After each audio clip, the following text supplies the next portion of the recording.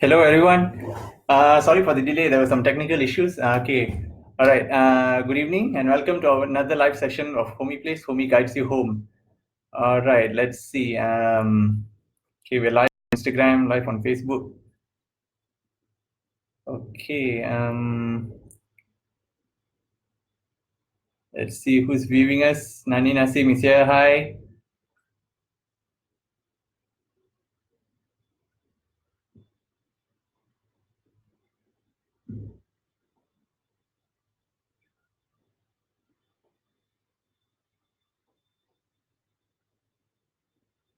I can't seem to see the comments on Facebook.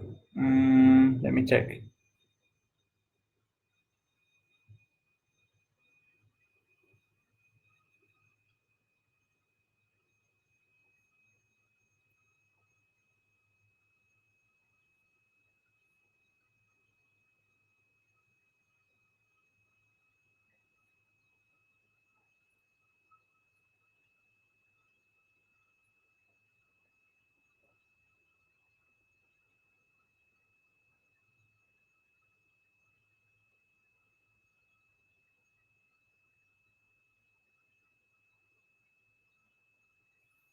Okay, I think we're good to go. So it's a great honor to be invited by Homyplace today for this live session to share some of my experiences related to real estate investment.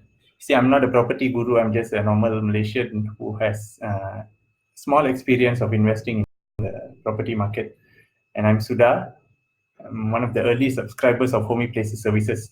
To be honest, I'm very much a beginner in the property industry, but I'm here to share some of the common mistakes that some of us may already have done or may tend to make in our life pertaining to property investment. Okay. Right. So now, before we dwell into our topic today, feel free to invite your friends or family members to follow our session. Okay. All right. And if you think it may be beneficial for them, you can even share our session straight away on your profile so that others can benefit. And feel free to comment, suggest, interact, or share any of those emoticons out there with me throughout the session. Okay. And before we begin, I'd like to give a brief overview about Homyplace as well. Homyplace is your homie in the property world. It's like your best friend currently, for me especially. If you're in the market for investment, okay? They're your all-in-one property companion with an interesting concept, okay? The concept of managing everything that traditionally a landlord has been doing. So as a landlord, once you engage your property with Homyplace, they will screen for the most suitable tenants for your property and tenants with reputable backgrounds, okay?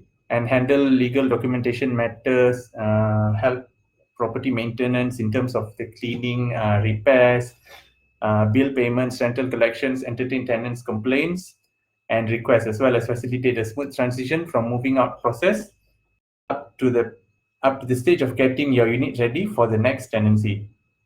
Okay, right.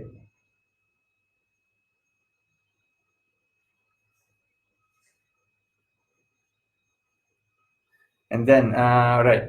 So they also have a good experience in managing multiple properties in Klang Valley. They've proven track record.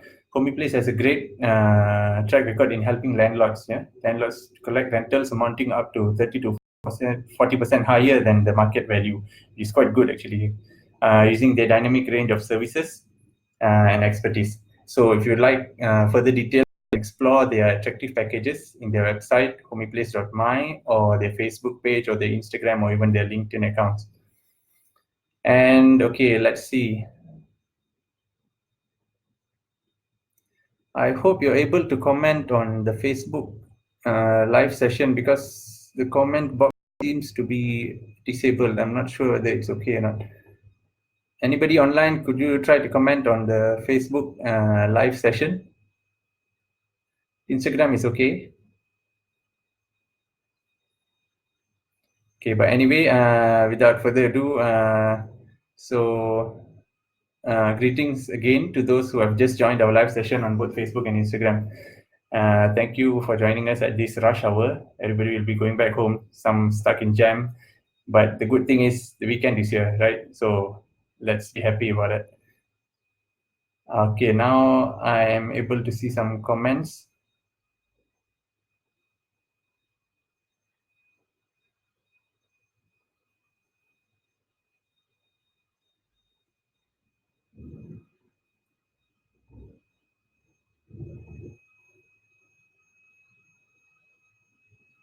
Okay, hi. Yeah, right now I can see Nani Nasim. Hi. Okay, Fadli. Hi, bro. Hi, hi. Thanks for joining. All right. Okay. All right. So let's see. All right. So we'll move on to the topic. So let's talk about the mistakes in property investment. Yeah.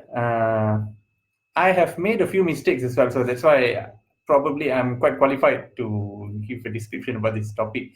Not major mistakes, but then yeah, here and there, every now and then. So we are all, I mean, among Malaysians, most of us are not born as property investors, and very few of us have background knowledge about the property industry. But we would somehow have to entangle with this industry sooner or later, right? Because we'll have to buy our own houses or even for rental, for investments and stuff. So it's pretty common to make these mistakes while investing in a certain property. But the magnitude of these mistakes plays an important role in the outcome of your finances or even your entire future, you see. If the mistake is quite a big one and involves a substantial amount, then you could end up in a lot of problems. Hence, we have to be very careful in the property world. Yeah?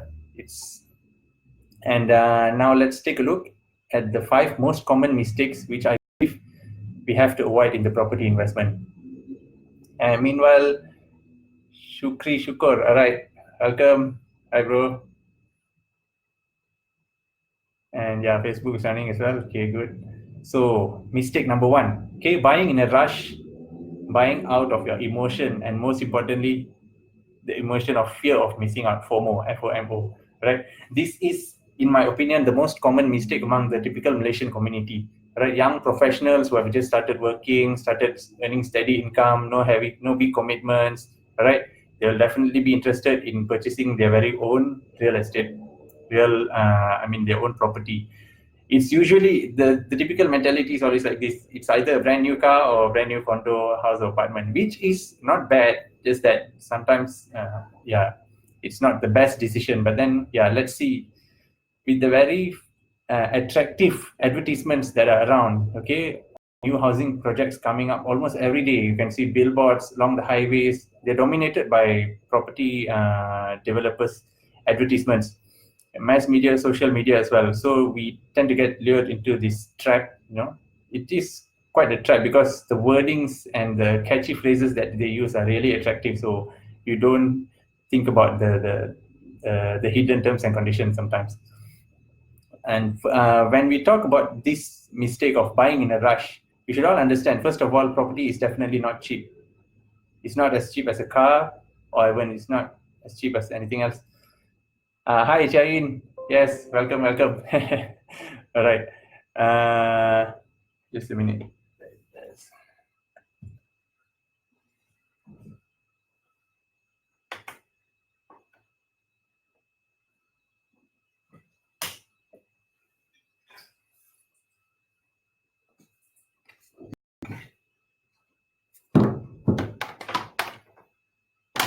Laptop on low battery pula. Sorry. Okay. All right. Okay. So where were we? So the property is not cheap, definitely. At least 200,000 current price. I think it's definitely in KL. I think it's standard around 400 to 500, half a million, right? And Arif Rijal, yes, welcome, welcome, come. And so when you see property ads, like for example, they'll say, "Oh, this new property limited to 30 units, first come first serve basis. Oh, we're selling out fast."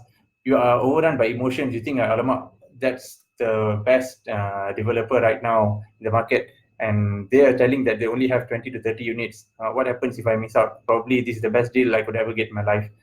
So if you think like that, these emotions actually cloud your judgment, because you cannot think rationally already. You are like in a rush. You have to get it, kind of thing. Although the price involved is very high, but then you feel like you don't want to miss out. So you end up signing the deal without making the right thinking process. Now, this decades-old commitment, this is not a 1 year, 2 year old commitment. This is, you can go 20, 30 years. So you have to leave emotions aside. Every time you visit a property carnival, property expo, sales promo, listen to the agents. Definitely take your time, converse with them, ask every possible question that you want to ask, explore every option, but do not commit, do not sign anything, do not promise anything. Come home empty-handed, doesn't matter, right? Sit down, think, discuss with family and friends, and take your time to decide. Ultimately, it's the decision is in your hands. So whatever you do, it's all up to you. But trust me, there's nothing to lose. Even if you miss out on the deal, it's better to miss out on the deal rather than falling into a bad investment. Okay, because you have nothing to lose. Just that if you fall into a bad deal, it's like something that haunts you for years to come. So always remember. All right. So before we proceed to the second point, any comments, remarks, likes, or your own opinions, if you think something is contradicting with your own thoughts, do mention here, right? Hi, Satya Priya. Welcome to the session. Glad to have you on board. Right. Who else? Mr. Okay, Azrul is here. Azrul, hi. Welcome. And okay. So don't forget, the comments. Any comments you do, just comment, like, share. Right. And okay, so the second point, let's move on to the second point. Underestimating the costs and risks involved in the property industry. Property market is like a big spider web. That's in my opinion. I feel it's like a web, entangled web. It has many hidden aspects which come up every now and then. Along the way, something pops up, and like, hey, I never thought about this. Oh, okay, there's something like this. They're full of surprises, and most of them are not really pleasant. Okay, all right. So before you sign the S&P sales and purchase agreement, you should always think about the price, definitely, of course, the down payment, the rebate that they're giving for the total price, any booking fee that you have to pay, and the location, general stuff about the property, the location, whether it's freehold, leasehold, it's a new unit or it's sublet or whatever.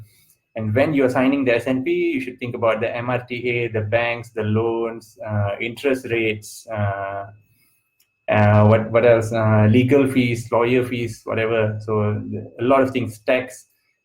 After you sign the S&P, there are things to consider, like the monthly installment that you will be paying the bank for the loan, the maintenance fee as the unit gets ready, the service charges, even sewage charges, indoor water and stuff. Yeah, indoor water rates are different for commercial properties, and it's different for residential. So it's quite a big difference. They revised the rates recently, I think last year. So that's quite a headache as well. So when you see a property's price, for example, 300,000, that's just, in my opinion, it's like the tip of the iceberg. Of course, the amount, it's not comparing the amount, but then find out all you can and make the adequate projections. The price is the tip of the iceberg, but there are a lot of things that are undercover, which you have to realize and take calculation. And you have to project these expenses all included for years to come, because sometimes I think they'll tend to increase year after year. So predict how much you have to spend every year for the property. And imagine for the worst case scenario. For example, if you're buying for investment, but you are not able to find any tenants and you have to end up paying with your own pocket money. So think that as the worst case scenario and see whether is it sustainable with your financial plans. Okay. And so for this second point, where can you actually learn about all this technical stuff, right? So it's quite difficult. There's no one single reference point, something. But we're lucky that we have the internet right now, and plenty of knowledgeable people, even Malaysians, are sharing their thoughts, ideas, knowledge, experience in blog posts, and even a lot on social media. And if you're lucky, you could even find dedicated, honest agents who guide us throughout the process. So that is something very good. If you can find them, they'll be guiding you from A to Z. And along the way, you can ask them anything. And of course, you could consult close friends or family members with experience in the field. They'll be helpful as well. Especially those who have bought many properties. Okay, all right. So we have covered 2 points. How's everything so far? Any comments? Right? Okay. Yeah, thanks for all your comments, Nani Nasim, Shahin. Okay, so able to follow so far, yeah? Right. So let's move on to the third point, lack of adequate research. How many of you have actually bought a property and sometimes you think that, alamak, did I actually do enough homework before I bought this property? Hands up. Did you? Any of you? Probably we don't have a significant crowd to answer just yet. But then, yeah, so this is a very important point if you think about it. Property investment is something like, I would say it's quite a gamble. Yeah, if you are not making the right choices.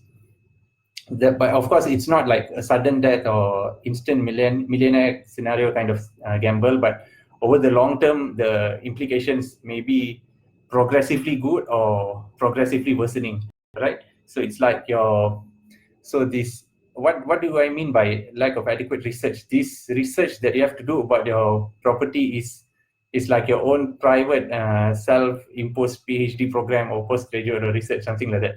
You need to really do a thorough homework. Just that you can take your own sweet time, but then you can't take too long. Sometimes you may lose out on the best deals, and especially because this research involves a lot of money. Okay, right? Even quarter million, three quarter millions, 1 million, and the future is at stake in terms of your financial calculations. So find out everything about the property. What do I mean by everything? Before that, oh, okay, not enough money to buy property. Jain, all right, all right. Okay, that's good. Never mind. I'm sure I mean, it's better that you save enough and then make the right decision rather than jumping into a property and then only then looking for the money to pay for it. It's okay, no worries. We'll always get the best deal. Okay, so what are the aspects that we have to find out in our homework about the property? First of all, study the developer's record, and other similar properties that they have involved. See how they have performed previously. Are all their properties like kicks sold out immediately, and are they doing well? See if look at their properties which are quite old as well, like maybe 10, 15 years. How is their maintenance, their services? Are they still tip top? Are there a lot of complaints and stuff? Is so we could actually see whether the developer is actually taking charge and being responsible for all the properties throughout the long term period, but not immediate. Because immediate, of course, there'll be a lot of nice promises, but you never know how long they could actually keep it up. And the next point is the location of the property that you're interested. Which state is it in? Which district? Whether is it strategic or not, in your own opinion. So, for example, if you really like this industrial area and you really have a lot of background knowledge about it, so if your interested property happens to be in that area, so that's good for you. If it's somewhere new, you will definitely have to find out some background, historic statistics of the district or the place, and see whether if it's an education hub or shopping hub or it's a business district or anything like that. So any of those good selling points, which will be helpful for you to increase the value of your property. All right. Look, third feature is the facilities around your potential unit. Okay, what are the transport options available? Of course, we have Grab now, but then people still prefer this light rail transits, MRT, LRT. Yeah, and especially if your property is walking distance to a lot of strategic places, that's very good. As well as public amenities, malls, schools, healthcare centers, hospitals, etc. So these are all good selling points here. And safety in Malaysia, generally this is not a big concern, but then you should actually consider them to be free from the flood, especially in terms of natural disasters. We do not have earthquakes or volcanoes here, but the floods are quite havoc. So we'll have to avoid those places where you always have flash floods, and also watch out for the crime rates and also the type of population that's living in the neighborhood. So it's actually important. If all right, and also the future projections for your property. What does the future hold for that property? How well can you market it, and how strongly do you believe that you could actually rent it out in the future? And in fact, if if you were the person to actually live in that unit, is it actually suitable for yourself? So that's a good thing as well, because sometimes eventually that you want to stay in that property, and if you really like it, then it'll be good. Otherwise, if you bought merely for the sake of renting it out, eventually if there's a chance to stay, you wouldn't be tempted to stay there. So are we able to follow so far? Right, Facebook is still good. Yeah, Instagram, there are some comments. Never mind, I'll get help. Okay, Chain, you'll get help from Homyplace. Definitely, they'll be definitely willing to help you. All right. Yeah, sure, sure. So we'll auto sign you up when you have your own property. Yeah, right. It'll sign the agreement soon. Okay. So point number 4: blindly trust others or acting based on advice. Okay. This is very common, based on personal experience of my very close friends as well. Of course, we Malaysians are very trustworthy, but sometimes, we trust people blindly, especially for the wrong things. For the right things, we are very skeptical, but for the wrong things, usually we tend to believe very easily. And advice and opinions of people are very subjective. So it may be suitable for one person, for that person who says it, but it may not be suitable for you. So it's your job, it's your responsibility to actually think carefully for whatever they're saying, actually assess according to your own situation.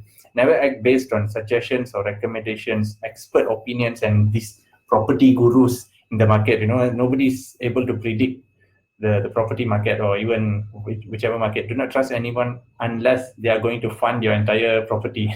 Right? That's a different case. So you can actually, but having said that, you can actually consult anyone that you trust, and you can take the relevant points. Okay, probably they have some knowledge about the background of the area, the property, the developer. So you could take all the relevant points, listen to the advice as well, but you don't have to heed to the advice. Right? Decide for yourself what is the best for you. All right. Okay. Do not buy promises from these developers and agents like guaranteed rental, guaranteed tenant. Yeah, this is very deceptive. I found like none of them were actually able to keep their promises. So that's quite bad actually. There is just no guarantee in the property industry. Be very careful on that, right? Yeah, we all know that it's a fact that rules, policies, and even governments can change overnight. Yeah, like what happened last year.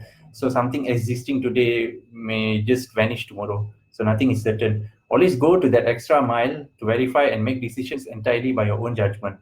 Right? Think. We have this famous quote by a famous person.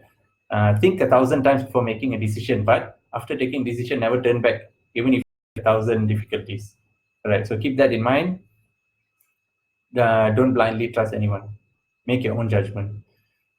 Okay. So everything good so far, right?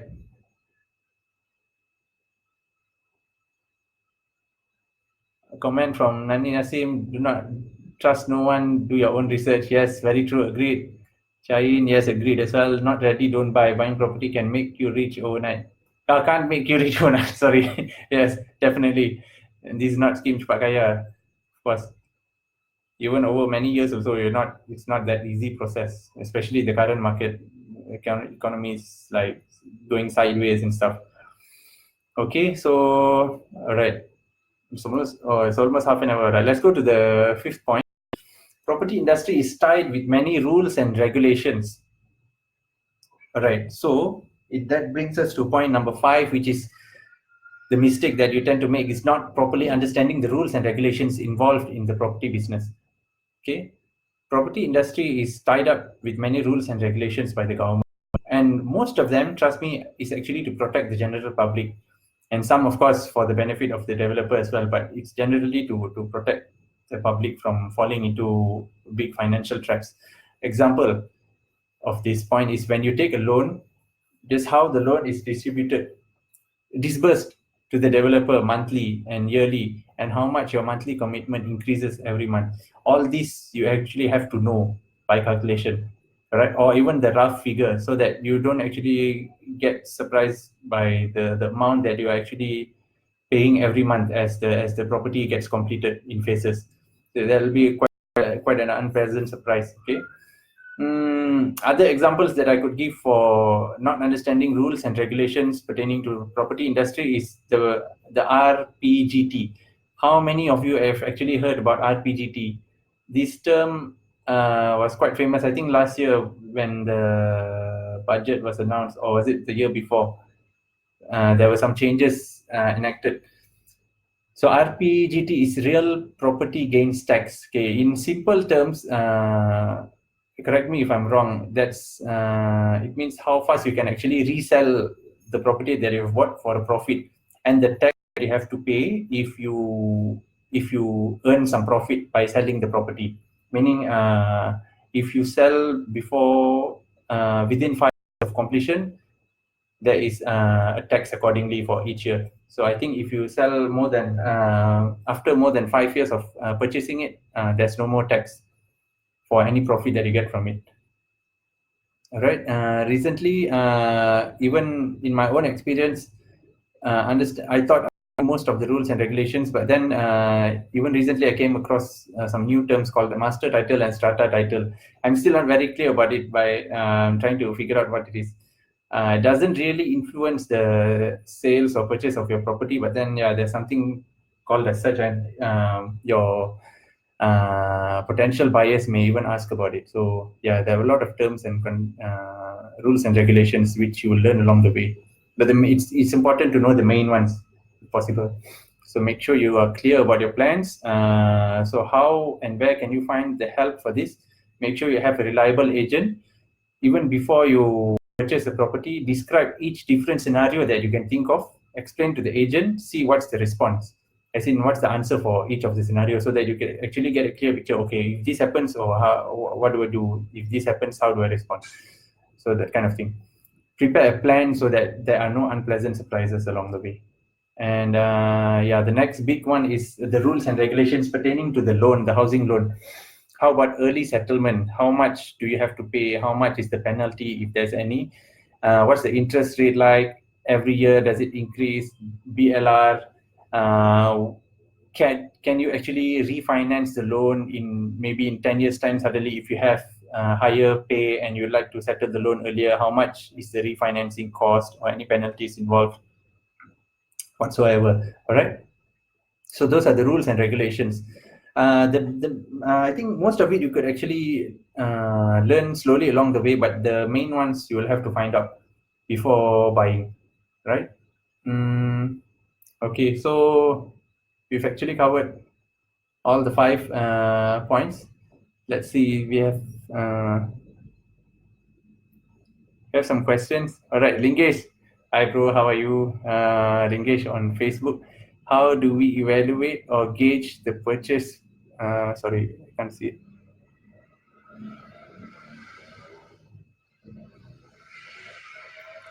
How do we evaluate or gauge the purchase price is reasonable? Oh, okay. Meaning, wait, I'm not clear. How do we know? I think you are trying to ask how do we know if the purchase price is a reasonable price or not?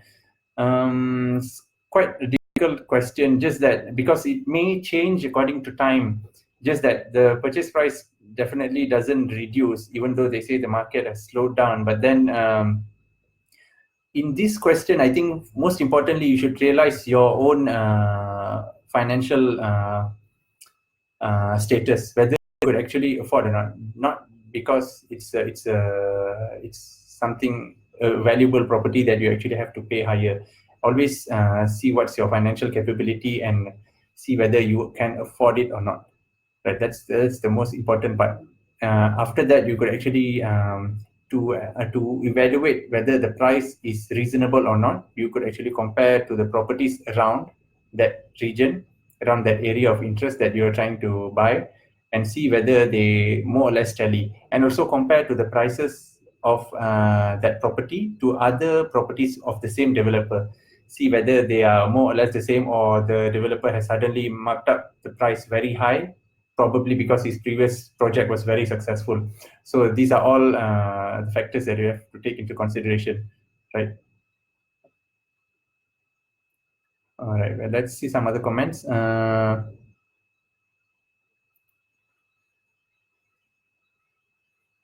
All right. Oh, there's some. Okay. Patricia N. Right. Welcome. Nur Aina Salim. Welcome. Sorry, I think you guys joined earlier. Just I didn't greet.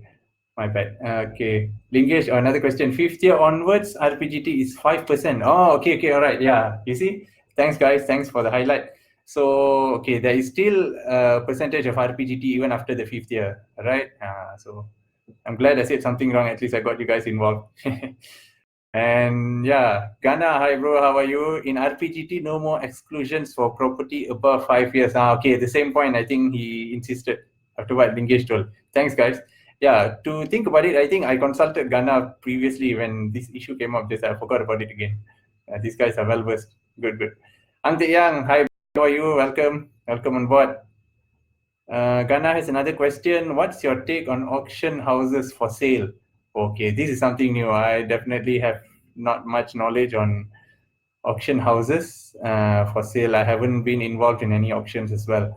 But then I've seen the listings. I do not know the process of getting an auction house.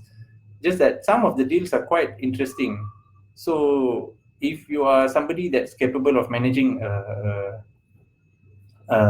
sublet, sorry, not sublet, a property that's not new, it's so you could actually look into it whether you could get it for a very reasonable price rather than rushing into the boat of getting just the new properties, because subsale properties are really valuable if you get the right ones. Els Excel, welcome, right? And we have new elite aesthetic medispa joined on Instagram, right? Sorry, I couldn't pronounce quickly. Okay, so thanks guys, thanks for watching. Wait, I haven't ended yet. Right, so let's make a quick recap for those who just joined, who missed on the earlier parts. We were today discussing about the 5 common mistakes that we tend to do in property market, property investment. Let's make a quick recap. So point number 1 is buying in a rush, buying out of emotions, meaning you're buying a property out of emotion, that out of like you don't want to get left out, fear of missing out. So you sign up and you buy a property in a rush. Okay, that's not good. That's definitely not good. Point number 2, underestimating the costs and risk involved in every property purchase. So there are a lot of hidden costs and also the risk for the long term. You definitely have to take into consideration before buying a property. Point number 3, this is your own big responsibility, is to make the lack of adequate research. You definitely have to do a big homework on your property before even thinking about buying it. All right, let alone signing the S&P. Definitely a lot of homework involved. It's okay if you miss out on the deal. If you think it's a very great deal, even if you miss it out, doesn't matter. Do not fall for the wrong investment. That's more important. Right now, point number 4, blindly trusting others or acting based on their advice or opinions. You can, like I said earlier, you can definitely take their opinions, their advice, but in the end, the decision is up to you, and you yourself have to bear the consequences. All right, point number 5, not understanding the rules and regulations. There are many rules and regulations in the property market, and you would not have to know all of them, especially, but just know the main things. For example, we have a very good topic today about RPGT. So there's still a tax of 5% even after 5 years of owning the property. So thanks to Lingesh and Ghana for highlighting it. All right, so let's see if there are any other comments. Facebook comments, none. Instagram comments. There was a new person who joined as well. Motor Rider Rental Malaysia. Okay, all right. Thanks, guys. Thanks for joining. All right, so I think probably those who are stuck in jam would have reached home by now. I hope you guys learned a few useful tips and information from our session today. Feel free to add more comments to this post, to this live session, so that if there are other burning questions or topics that probably you think Homyplace should address in the near future, or you could actually take those topics and make other separate live sessions to explain them in detail. So that'll be useful as well. We'd like to cater what the audience would like to know more. So that'll be helpful as well, rather than us choosing the topics. And yeah, so that's about it for now. Thanks a lot for joining, and hope you guys benefited. So hopefully we can see again soon in the near future. Thanks for joining, guys. Have a good weekend. Right. Goodbye.